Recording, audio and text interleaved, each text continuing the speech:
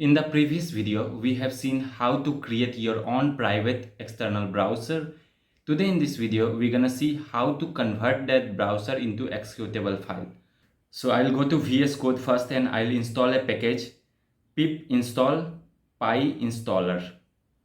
Okay, this is the package name. So it will take few seconds and get installed into your system.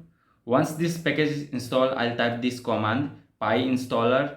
The name of my Python file is sample web browser. Okay, so I'll type a sample web browser file name .py and I'll create a single file --1 file. Okay, so again what it will do, it will convert that file into executable file. Okay, so the process is going on. It is checking the file is present or not, and after this is done, it will create that executable file for you. Okay, so almost done.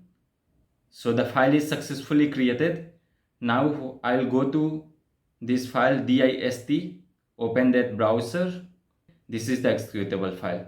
Okay, in this way what you can do, you can convert any Python file into executable file. Okay, I'll go to properties and here you can see it's an executable file. Okay, see this. So in this way you can convert your browser into executable file. Okay, hope you find this video helpful. If you find this video helpful, hit on the like button. If you are new to this channel, you can subscribe this channel, and if you have any query, comment down below. See you in the next video.